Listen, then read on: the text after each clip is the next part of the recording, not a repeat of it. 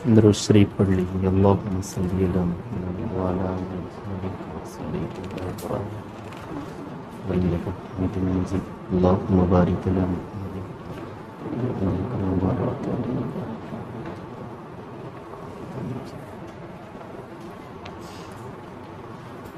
اعوذ باللہ من الشیطان الرجیم. بسم اللہ الرحمن الرحیم. وَإِذْ أَخَذْنَا مِيثَاقَكُمْ وَرَفَعْنَا فَوْقَكُمُ الطُّورَ خُذُوا مَا آتَيْنَاكُمْ بِقُوَّةٍ وَاسْمَعُوا قَالُوا سَمِعْنَا وَعَصَيْنَا وَأُشْرِبُوا فِي قُلُوبِهِمُ الْإِجْلَ بِكُفْرِهِمْ قُلْ بِئْسَ مَا يَأْمُرُكُمْ بِهِ إِيمَانُكُمْ إِن كُنتُم مُّؤْمِنِينَ قُلْ الدَّارُ الْآخِرَةُ عِندَ اللَّهِ خَالِصَةً مِّن دُونِ النَّاسِ فَتَمَنَّوُا الْمَوْتَ إِن كُنتُم صَادِقِينَ وَلَن يَتَمَنَّوْهُ أَبَدًا بِمَا قَدَّمَتْ أَيْدِيهِمْ وَاللَّهُ عَلِيمٌ بِالظَّالِمِينَ.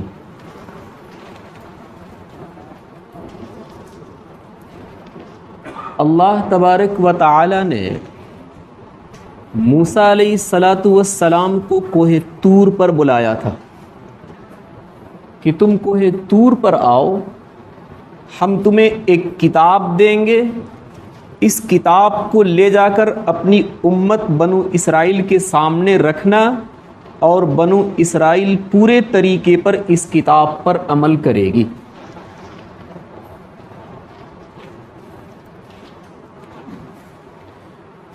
موسیٰ علیہ السلام کوہ طور پر گئے. اللہ نے انہیں توریت نامی ایک کتاب دی. جب وہ بنو اسرائیلیوں کے پاس لوٹے اور یہ عرض کیا کہ یہ کتاب اللہ کی طرف سے ملی ہے، اس پر تمہیں عمل کرنا ہے، اس کے مطابق تمہیں زندگی گزارنی ہے، بنو اسرائیلیوں نے کہا ہم کیسے مان لیں کہ یہ کتاب اللہ نے دی ہے؟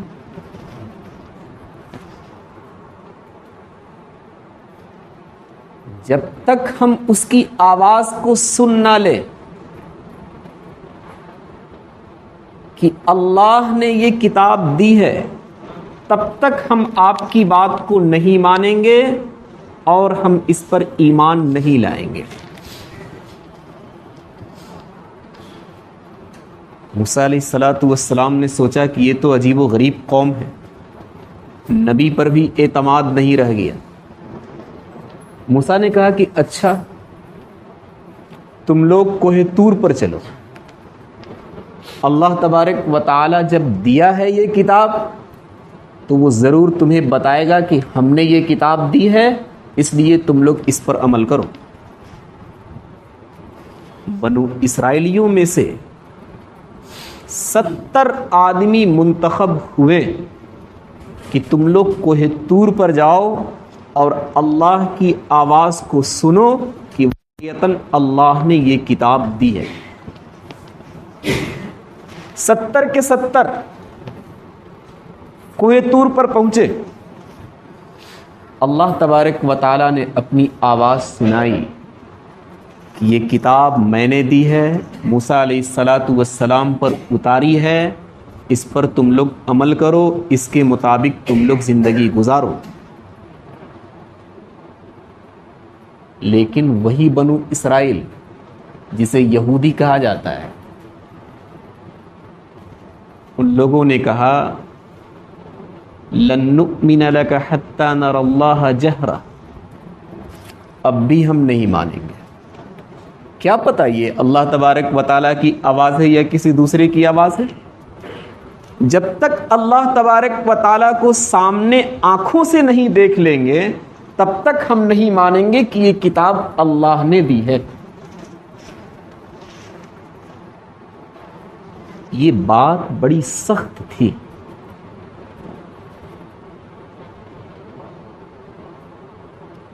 اللہ تبارک و تعالیٰ نے جیسے ہی یہ سنا کہ ہمیں دیکھنے کی یہ تمنا کر رہے ہیں، حالانکہ شرعاً ہمیں دیکھنا اس دنیا کے اندر ممتنع ہے، ہو ہی نہیں سکتا کہ ہماری آنکھیں اللہ تبارک و تعالیٰ کو اس دنیا کے اندر دیکھ سکے. فَأَخَذَتْهُمُ الصَّاعِقَةُ، اللہ نے بجلی کا عذاب بھیج دیا اور 70 کے 70 ہلاک ہو گئے۔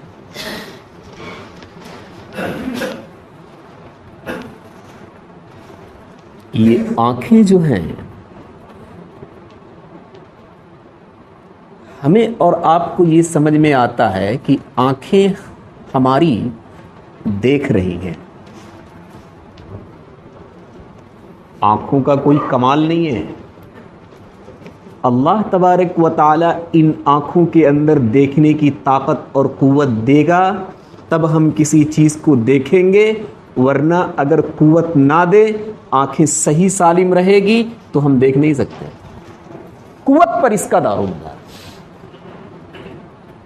آپ غور کریں،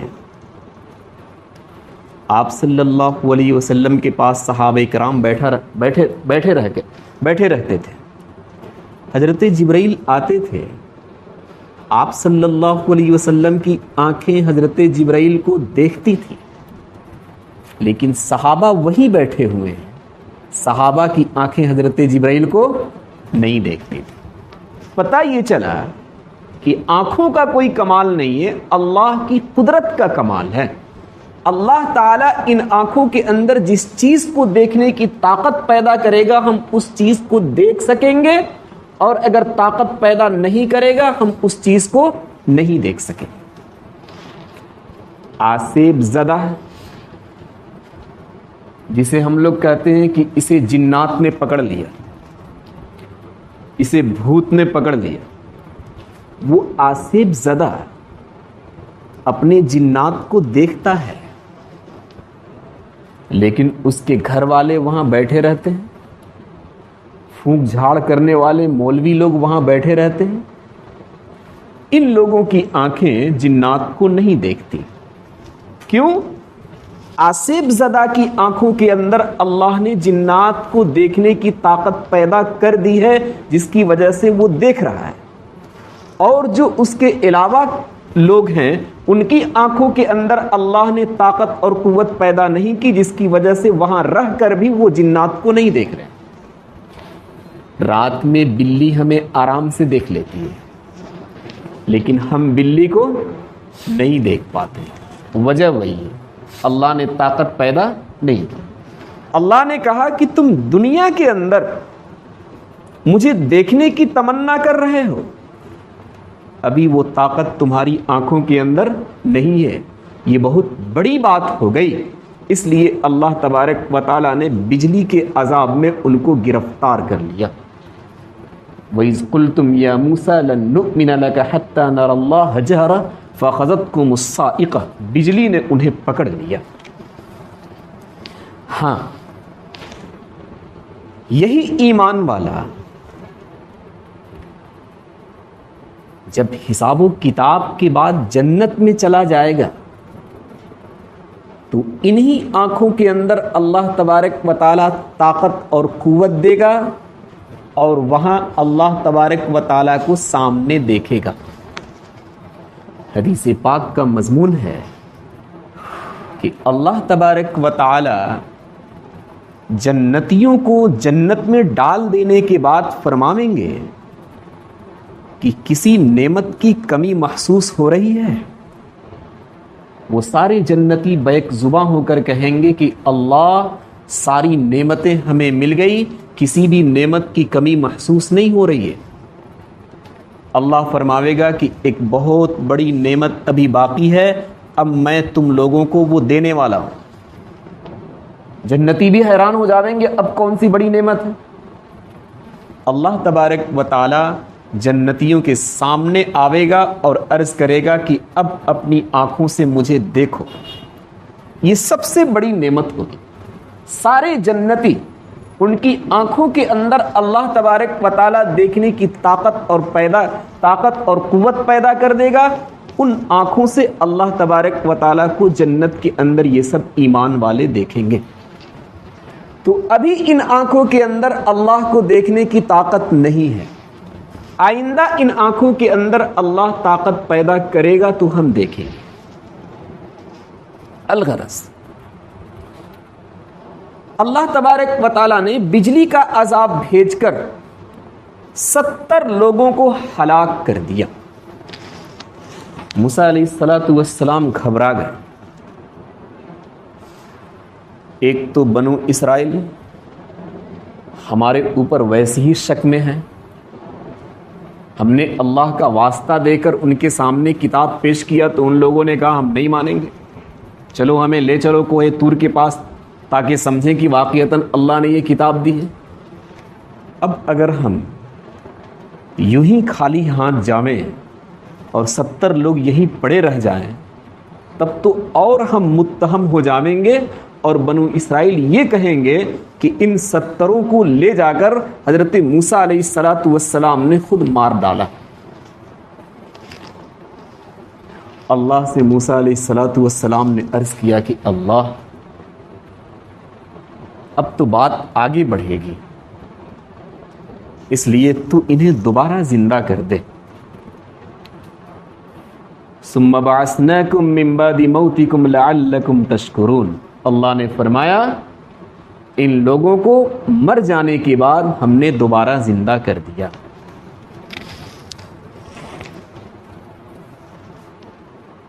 ان ساری باتوں سے اتنا تو سمجھ میں آ گیا ہوگا کہ اللہ موت دینے کے بعد دوبارہ زندہ کرنے پر قدرت رکھتا ہے، وہ زندہ کرے گا ہی کرے گا۔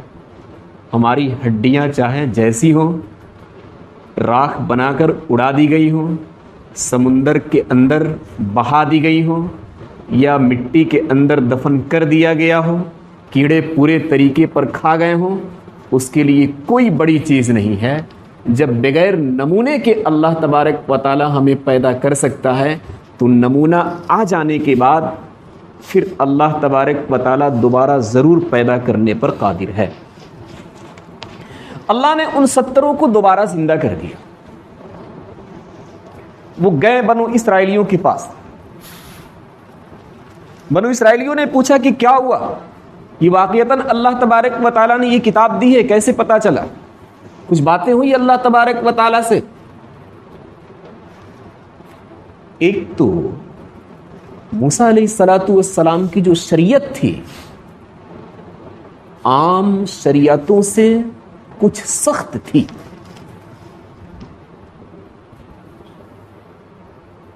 جیسے ہماری جو شریعت اس سے کچھ زیادہ وہ موسیٰ کی شریعت سخت تھی۔ ایک مسئلہ آپ سمجھتے چلیں کہ ہمارے کپڑے کے اندر اگر کوئی ناپاکی لگ جائے تو دھل دیجئے، کپڑا پاک ہو گیا۔ موسیٰ کی شریعت کا حال یہ تھا کہ دھلنے سے کام نہیں چلے گا، کپڑے کو کاٹ کر پھینک دو، تھوڑی سخت تھی۔ اور اس سختی پر کوئی اعتراض نہیں ہونا چاہیے۔ جس زمانے میں جیسے لوگ تھے اللہ تبارک و تعالیٰ نے اسی زمانے کے اعتبار سے شریعت بھی اتاری ہے۔ اللہ تو حکیم ہے۔ ہم ڈاکٹر کے پاس جاتے ہیں، آج کی دوا کچھ اور ہوتی ہے، ایک ہفتے کے بعد پھر جاتے ہیں، پورے طریقے پر دوا بدل دی جاتی ہے۔ آپ کہیں ڈاکٹر پاگل ہے کیا؟ اگر یہی دوا چلانی تھی تو ایک ہفتہ پہلے سے ہی کیوں نہیں چلایا؟ نہیں، وہ پاگل نہیں ہے، وہ آپ کی طبیعت کو، آپ کے مزاج کو سمجھ رہا ہے۔ اللہ تبارک و تعالی ڈاکٹروں کا ڈاکٹر ہے، حکیموں کا حکیم ہے۔ کس زمانے میں کون سی شریعت چلے گی، کون سی دوا چلے گی، وہ سب اللہ تبارک و تعالی اچھی طرح جانتا ہے۔ ہمارے محمد صلی اللہ علیہ وسلم کی امت پر کون سی شریعت چلے گی، اس اعتبار سے شریعت کو اتارا۔ موسیٰ علیہ السلام کے زمانے میں کون سی شریعت چلے گی، اس اعتبار سے ان پر اتارا۔ الغرض موسیٰ کی شریعت کا سخت ہو جانا یہ کوئی اعتراض کی بات نہیں ہے، اس زمانے میں وہی شریعت چاہیے تھی۔ ان 70 نے ان کے سامنے بیان کیا کہ دیکھو، اللہ نے تو فرمایا ہے کہ یہ کتاب ہم نے دی، لیکن ساتھ ساتھ یہ بھی بتایا ہے کہ عمل ہو سکے تو کر لینا اور نہ ہو سکے تو مت کرنا۔ اپنی طرف سے اس بات کو ان 70 نے جوڑ دیا۔ اب اگر ایسی چھوٹ آ جائے تو کون عمل کرے گا؟ روزے کے بارے میں آپ سے کہا جائے کہ روزہ رکھنا چاہو تو رکھ لو اور نہ رکھنا چاہو تو مت رکھو، تو ہمیں تو نہیں لگتا کہ 5% بھی روزہ رکھیں گے یا رکھیں گے۔ ہوگا کوئی اللہ والا۔ ان بنو اسرائیلیوں نے سوچا کہ اچھا اتنی سہولت ملی کہ عمل ہو سکے تو کرنا اور نہ ہو سکے تو مت کرنا۔ ان لوگوں نے کہا بس عمل کرنے کی کوئی ضرورت نہیں ہے، موسیٰ اور اس کی کتاب اس کے ساتھ رہے گی۔ اللہ نے کیا کیا؟ وَرَفَعْنَا فَوْقَكُمُ الطُّورَ، حضرت جبرائیل کو حکم دیا کہ کوہ طور کو اٹھا کر لے جاؤ، ان کے سروں پر معلق کر دو اور کہو کہ عمل کرو گے یا میں گرا دوں۔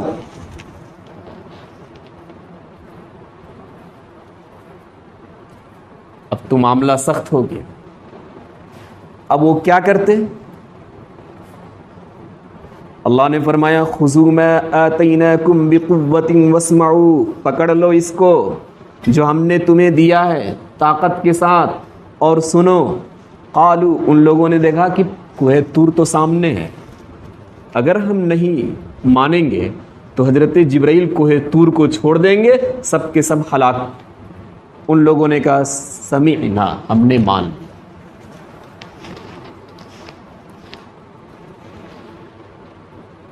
تھوڑی بہت یہ بات سمجھ میں آتی ہے کہ اس شریعت کو سختی کے ساتھ جبراً اللہ تبارک و تعالیٰ نے بنو اسرائیلیوں سے منوا لیا۔ حالانکہ ایمان میں جبر اور اکراہ نہیں چلتا، لانا ہے لائیے، ایمان نہیں لانا ہے مت لائیے۔ لیکن یہاں تو سختی سمجھ میں آ رہی ہے کہ اگر نہیں تم عمل کرو گے، اسے نہیں لوگے، تو یہ کوہ طور تمہارے سر پر جاوے گا اور تم سب کے سب ہلاک ہو جاؤ۔ ایک ہوتا ہے کافر اور ایک ہوتا ہے مرتد، کہ تھا ایمان والا اور پھر بیچ میں کیا کیا؟ ایمان سے پھر گیا۔ کافروں کی سزا کم ہے اور جو مرتد ہو جاویں گے ان کی سزا سخت ہے۔ موسیٰ پر تو یہ خود ایمان لائے تھے۔ موسیٰ جب دریا پار کر کے نکل گئے، ان لوگوں نے خود کہا تھا کہ کوئی شریعت ہونی چاہیے تاکہ ہم لوگ اس پر عمل کریں، تو ان کا ایمان لانا تو موسیٰ علیہ الصلاۃ والسلام پر خود سے ثابت ہے، گویا کہ یہ ایمان والے ہو گئے۔ اب جب موسیٰ علیہ الصلاۃ والسلام وہاں سے شریعت لے کر آئے توریت کی روشنی میں، تو ان لوگوں نے کیا کہا؟ بس جب یہ حکم ہے کہ ماننا ہے تو ماننا اور نہیں ماننا ہے تو مت ماننا، بس ہم لوگ نہیں مانیں۔ گویا کہ اس جملے سے وہ ایمان سے نکل کر مرتد ہو گئے۔ اب ان لوگوں کی سزا سخت ہوگی۔ قرآن پاک کی دوسرے پارے کی ایک آیت ہے، حبطت اعمالہم فی الدنیا والآخرہ، جو مرتد حضرات ہیں ان کے سارے اعمال دنیا کے اندر بھی بیکار اور آخرت کے اندر بھی کوئی کام آنے والے نہیں ہیں۔ مرتدین کے بارے میں فقہاء نے لکھا ہے کہ جیسی ایک آدمی ایمان سے پھرے گا، فوری طور پر اس کا نکاح ٹوٹ جائے گا، بیوی الگ وہ الگ۔ ایسی اگر اس کا کوئی مورث باپ یا دادا انتقال کر گیا، اس کے مال سے اس مرتد کو ذرہ برابر مال نہیں دیا جائے گا۔ مر جانے کے بعد مسلمانوں کے قبرستان میں اسے جگہ نہیں دی جائے گی، جنازے کی نماز اس پر نہیں پڑھی جائے گی۔ دنیاوی سزا ہے، اخروی سزا بھی ہے، کوئی کیا ہوا نیک عمل وہاں کام نہیں آئے گا۔ بلکہ امام ابو حنیفہ رحمۃ اللہ علیہ نے یہاں تک کہہ دیا ہے کہ ایمان کے زمانے میں اس نے جو حج کیا تھا، حج فرض، اگر یہ مرتد ہو گیا اس کا کیا ہوا حج برباد ہو جاوے گا، اگر وہ پھر سے ایمان لاتا ہے تو اسے دوبارہ حج کرنا پڑے گا۔ سارا عمل بیکار. اس کے برخلاف کافر، ان کی سزا کم ہے. اللہ نے فرمایا کہ وہ جتنے نیک اعمال کرتے ہیں سب کے سب معلق رہیں گے. اخیر تک اگر وہ ایمان لاتے ہیں تو یہ سارا کیا ہوا نیک عمل قبول کر لیا جائے گا، اور اگر بغیر ایمان کے مر جاتا ہے تو وہ سارا نیک عمل برباد ہو جائے گا. مرتدین کے بارے میں ایک اور مسئلہ لکھا ہوا ہے کہ اگر یہ مرتد ہو گیا، ایمان سے پھر گیا، اس کے سامنے ایمان پیش کیا جائے گا. اگر قبول کر لے تو ٹھیک ہے، ورنہ تلوار سے اس کی گردن اڑا دی جائے گی. ایسے ہی ہوا. ایمان یہ سب لائے تھے موسیٰ علیہ الصلوۃ والسلام پر. توریت جب آئی تو ان لوگوں نے کہا کہ ہم لوگ اسے نہیں مانیں گے، گویا کہ یہ ایمان سے پھر گئے. اللہ تبارک و تعالیٰ نے فرمایا کہ اچھا تم مرتد ہو گئے. جبرائیل کو حکم دیا کہ کوہ طور لے جاؤ اور ان کے سروں پر گرا دو. تب دیکھو وہ کیا کہتے ہیں. الغرض ان لوگوں نے جب دیکھا کہ کوہ طور تو اب سر پر کھڑا ہے، ان لوگوں نے کہا سمعنا، ہم نے مان لیا، ہم اس پر عمل کریں گے. لیکن یہ زبان کی بات تھی. زبان سے ان لوگوں نے کیا کہا؟ عذاب کو سامنے دیکھا تو کہا سمعنا، حالانکہ دل کے اندر ان کی کیا باتیں تھی؟ ماننا نہیں ہے. ابھی بس زبان سے کہہ دو تاکہ کوہ طور گرنے سے رہ جائے اور ہم بچ جائیں. دل کے اندر تو یہی بات تھی کہ ماننا نہیں ہے. لیکن دل کی بات بھی قرآن کریم نے نقل کر دیا ہے. سمعنا، ہم نے مان لیا، ان کی زبان کی بات تھی. دل کے اندر کیا بات تھی کہ ہمیں ماننا نہیں ہے، قرآن نے اسے بھی نقل کیا. عصینا، ہمیں ماننا نہیں ہے. یہ کتاب کسی انسان کی کتاب نہیں ہے، اللہ کی کتاب. اس کی ایک دلیل یہ بھی ہے کہ یہ تنے تنہا ایک ایسی کتاب ہے کہ انسان دل کے اندر کیا رکھتا ہے ابھی زبان پر لایا بھی نہیں ہے، دوسروں تک پہنچایا بھی نہیں ہے. یہ قرآن دل کی بات کو بھی نقل کر ڈالتا ہے. بنو اسرائیلیوں نے دل کے اندر یہ باتیں رکھی تھی کہ ہمیں ماننا نہیں ہے. قرآن کریم نے اس لفظ کو بھی نقل کر دیا کہ زبان سے کہہ رہے ہیں سمینا، ہم نے مان لیا، لیکن دل کے اندر اسینا، یہ مانیں گے نہیں. وہ غزوہ احد، آپ صلی اللہ علیہ وسلم 1000 کی تعداد میں فوج کو لے کر نکلے 3000 کی فوج سے لڑنے کے لیے. عبداللہ ابن ابی منافق آپ صلی اللہ علیہ وسلم کے ساتھ تھا. اس نے ایک رائے دی تھی کہ اس جنگ کو مدینے میں رہ کر لڑا جائے، باہر نہ نکلا جائے. لیکن اکثر صحابہ کی رائے یہ تھی کہ نہیں، باہر نکل کر لڑا جائے. بزدلی دکھانے کی ضرورت نہیں، باہر نکل کر ہم لڑیں گے. آپ صلی اللہ علیہ وسلم نے اس رائے پر عمل کر لیا کہ نہیں، باہر نکل کر لڑا جائے. عبداللہ ابن ابی تو منافق تھا ہی. اس نے کہا کہ ہماری بات تو مانی نہیں گئی، اپنی 300 فوج لے کر نکل گیا، ہم نہیں جائیں. اب آپ صلی اللہ علیہ وسلم کے پاس 700 فوجیں رہ گئی. آپ صلی اللہ علیہ وسلم آگے بڑھے. قبیلہ اوس کی ایک فوج تھی بنو حارثہ کے نام سے. قبیلہ خزرج کی ایک فوج تھی بنو سلمہ کے نام سے. ان دونوں نے بھی اپنے دل میں سوچا، عبداللہ ابن ابی لے کر نکل گیا، ہمارے پاس بھی کوئی لڑنے کا سامان نہیں، کوئی ہتھیار نہیں، تلوار نہیں، سواری کے گھوڑے اونٹ نہیں، ہارنا تو طے ہے، کیوں اپنی جان کو گنوانے جائیں گے. یہ ساری باتیں دل کے اندر چل رہی ہیں،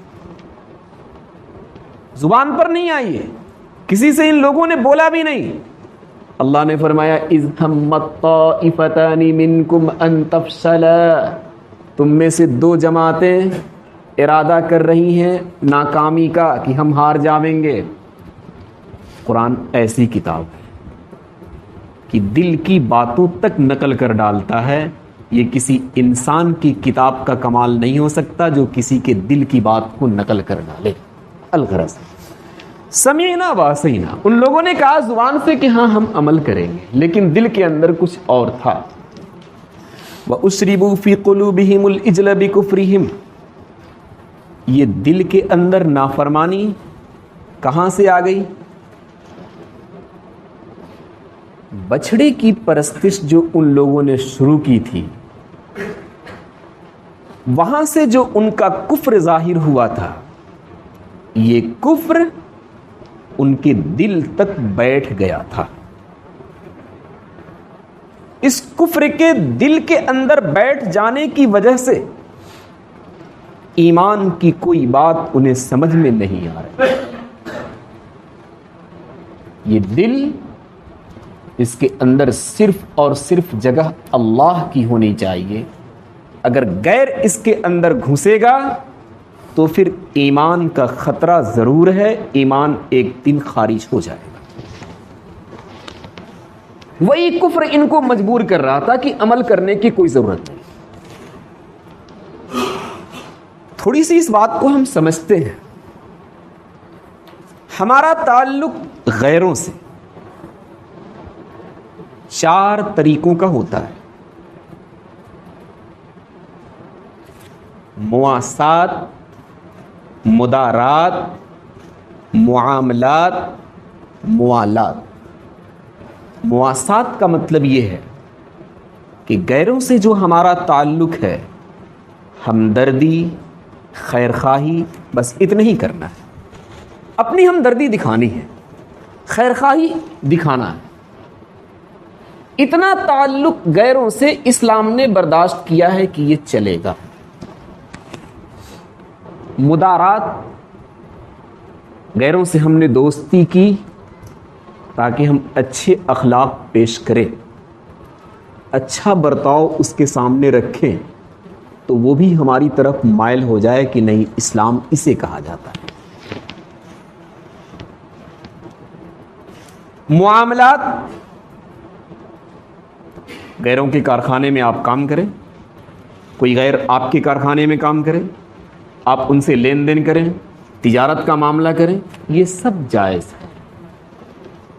ہمدردی، خیرخواہی بھی کر سکتے ہیں، اچھا برتاؤ، اچھے اخلاق کے ساتھ پیش آنا، یہ سب بھی کر سکتے ہیں۔ ان کے ساتھ معاملات، تجارت، ان کے کارخانوں میں کام کرنا، ان کی دکانوں میں رہنا، وہ آپ کے کارخانے میں کام کریں، آپ کی دکانوں پر رہیں، ان سے معاملات کریں، یہ سب جائز ہے۔ ایک ہے موالات، دلی محبت، کہ وہ پورے طریقے پر آپ کے دل پر قابض ہو جائے۔ شریعت نے ایسی دوستی کرنے سے غیروں سے منع کر دیا ہے۔ دل پر قبضہ صرف کس کا ہونا چاہیے؟ صرف اللہ کا ہونا چاہیے، اس کے اندر دوسرے کی جگہ نہیں۔ اگر دل کے اندر کوئی دوسرا گھسا تو جس طریقے پر ان بنو اسرائیلیوں کے اندر کفر بچڑے کی پرستش کرنے کی وجہ سے گھس گیا تھا، جس کی وجہ سے موسیٰ علیہ السلام کی باتیں انہیں صحیح نہیں لگ رہی تھی، ایسی اگر ہمارے دل کے اندر کسی غیر کا قبضہ ہوگا تو ایک دن ایمان ہمیں صحیح نہیں لگے گا۔ آپ دیکھے ہوں گے، آپ تو واٹس ایپ پر رہتے ہیں، فیس بک پر رہتے ہیں، نامعلوم کہاں کہاں آپ رہتے ہیں۔ ہمارا ایمان والا بھی غیروں کے ساتھ تعلق جوڑ کر ان کے میلے میں شریک ہوتا ہے، ان چڑھاوے جو چڑھائے جاتے ہیں وہ بھی کھاتا ہوا نظر آتا ہے، ان کے سجدہ کرتا ہوا نظر آتا ہے، ان کی ہاتھ جوڑتا ہوا نظر آتا ہے۔ کیوں؟ اس لیے کہ غیر ہمارے دل پر کیا کر لیا ہے؟ قبضہ کر لیا ہے، اب جو وہ کہہ رہا ہے اسی دوستی کے خاطر اور اسی دوستی کے ناطے یہ سب کرنا پڑ رہا ہے۔ میں بھی آپ کے سامنے ہاتھ جوڑتا ہوں، ایسا تعلق آپ غیروں سے کبھی مت رکھیے گا جو آپ کے ایمان کو کھا جائے۔ ایمان بہت قیمتی چیز ہے۔ ہم اور آپ نے دولت سے اس کا موازنہ کیا، یہ ہماری عقل تک ہے، ہم نے اسے صحیح طریقے پر سمجھا ہی نہیں۔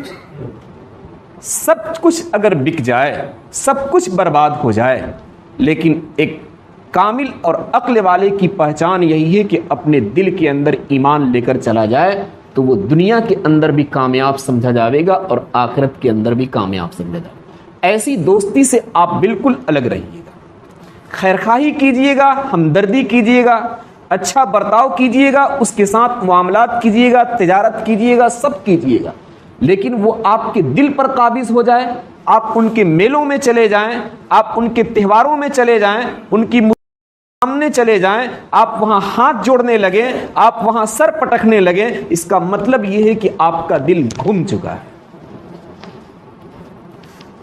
وَأُشْرِبُوا فِي قُلُوبِهِمُ الْإِجْلَ بِكُفْرِهِمْ، ان لوگوں نے موسیٰ کا انکار کر دیا دل سے، اس لیے کہ کفر ان کے دلوں کے اندر بالکل بس چکا تھا، وہ گھس چکا تھا۔ قُلْ بِئْسَ مَا يَأْمُرُكُمْ بِهِ إِيمَانُكُمْ إِن كُنتُم مُؤْمِنِينَ، اللہ نے فرمایا کہ بنو اسرائیلیوں کی جماعت، جو تم دعویٰ کرتے ہو کہ ہم ایمان والے ہیں، اگر تمہارا ایمان اس چیز کا حکم دیتا ہے جو ابھی تم لوگوں نے دکھایا کہ کوہ طور کو تم لوگوں نے دیکھا تو مان لیا، لیکن دل کے اندر کچھ اور ہے کہ ہم مانیں گے نہیں، ان کنتم مومنین، اگر تم ایمان والے ہو جیسا کہ تمہارا دعویٰ ہے، تو ایسی باتوں کا حکم جو تمہارا ایمان دے رہا ہے یہ بہت بری چیز ہے، اپنے ایمان کو بدلو۔ موسیٰ علیہ السلام کوہ طور سے توریت لے کر آ رہے ہیں، تمہاری کامیابی کے لیے تم زبان سے بھی اس کا اقرار کرو، دل سے بھی اسے مانو، تب جا کر تمہارا ایمان صحیح سالم رہ سکتا ہے، ورنہ صرف زبان سے مان لینے سے تمہارا ایمان صحیح سالم نہیں رہے۔ بس سبحان اللہ۔